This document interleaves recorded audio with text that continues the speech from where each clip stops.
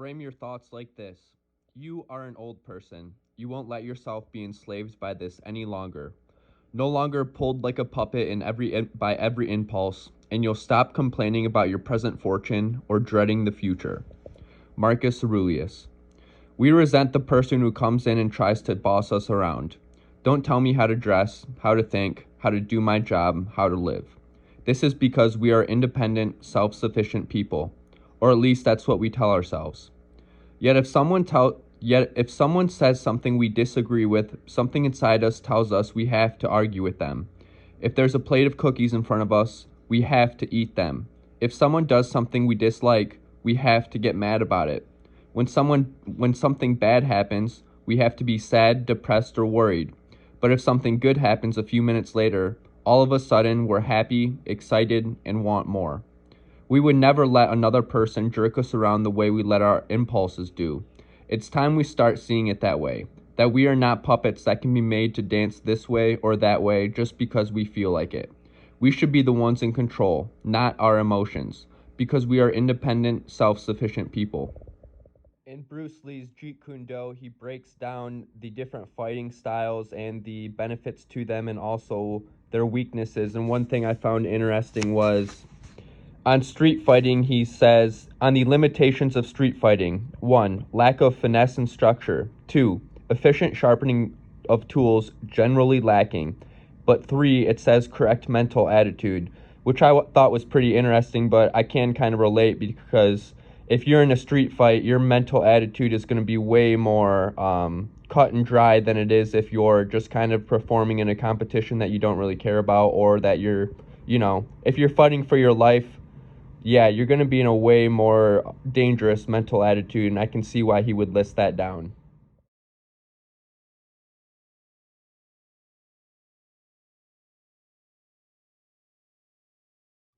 So this morning I'm going through and I'm going to look at all the cows, and I'm going to look at the sensor in their ear. So the orange sensor in their ear that tells us what their behavior is, their temperature is, and their activity, and many more things. So basically the cows here on the left, their sensors quit working, and that doesn't do us any good because we don't know what they're at, kind of what their status is. It would be like if your Whoop or your Aura ring quit working. So we're going to go through this morning. We're going to replace all those tags. So this is what an old tag looks like. So what we're going to do is we're going to delink the cow from this number on the computer, and then we're going to put this tag in her ear and link this number back to her number. So this one is going to start receiving all of her information, and we're going to stay up to date with her health and other things.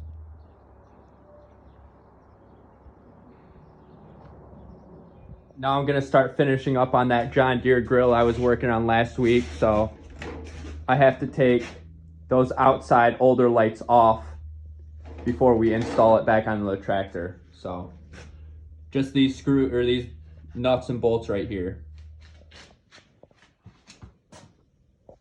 all back together. Now we gotta go cut some wood. For those of you that don't know, you have to mix in some oil with the gas that you're gonna use in a chainsaw. So that's what we're doing now.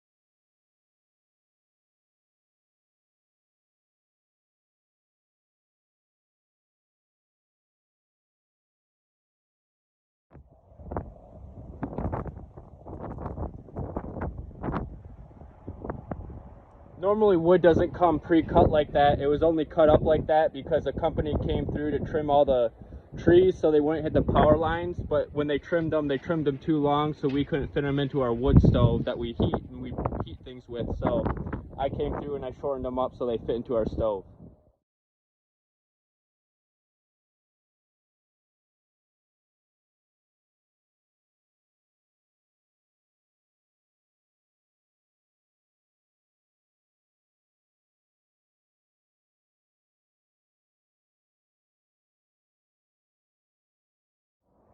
There's a few pieces of wood in here that I didn't really want to mess with. I just felt like it was extra work. Why do I have to dig through this snow to get some wood? It's not even going to burn that much.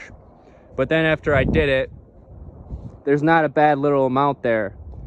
And that kind of goes back to what I was saying yesterday when I was leaving my workout. It was like, yeah, the little bit, man, what the fuck is that? What's that going to do for me? But you could be surprised.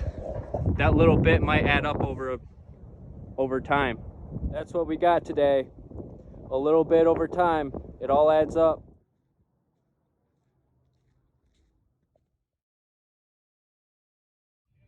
Headed to boxing, smelling like a combination of wood chips, gasoline, and cow shit. And I wouldn't have it any other way.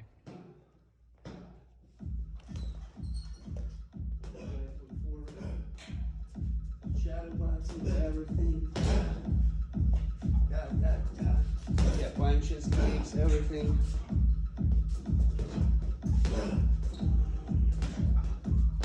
There we go.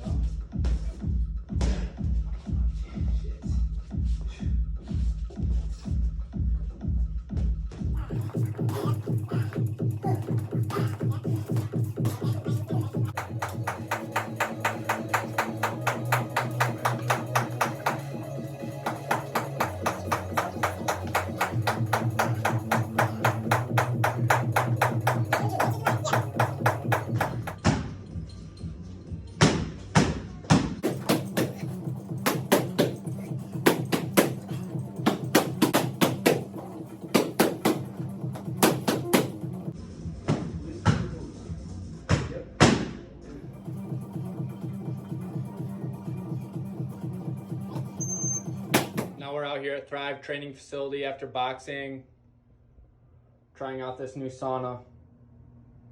Hell yeah. Shout out Ted Grammatico for the installment in fine carpentry.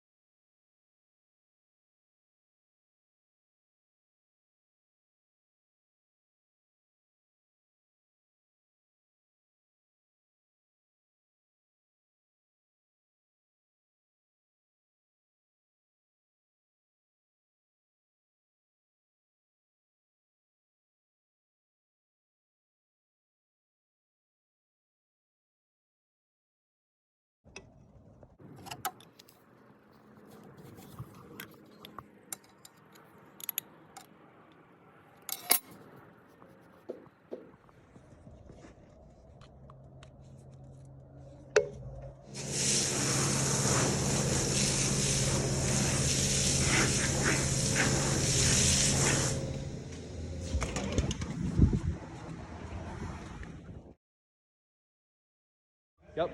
Hi, I'm Ray Kraft. I'm a 10th line at Purple Belt. And your name? Your name? My name is Adam. Adam, all right. I'm going to show you one of my favorite submissions right now. It's called a vegan arm triangle. So if you're on your back, just take a spin. Nope. It's right there. So I set this up from side control. And a lot of times I'm fighting it here. And they're really fighting the arm underneath. I'm seeing a big pressure here. I will switch my hips. As he goes here, I swim back. Underhook the head. Scoop on the up. Look to go a rear naked choke. Squeeze, exhale, scoop my hips and body back, and sink down. Hell yeah. Thanks, my man. One of my favorite ones. Do you want to do it one more time? We'll go through it one more time. So we're here. He's really fighting that. I'll switch. I like to peel, swim, peel. Yep. Underneath. Try to get as deep as possible. I want to really get that carotid. Other hand to a rear naked choke. Sometimes I go here, a lot of times I just stay here. Exhale, hips back, chest down. Fuck yeah. Thanks, my man. Thank you. Just leaving jiu-jitsu at 10th Planet. Thank you, Ray and Adam, for the submission of the week. And thank you guys for watching as well. See you tomorrow.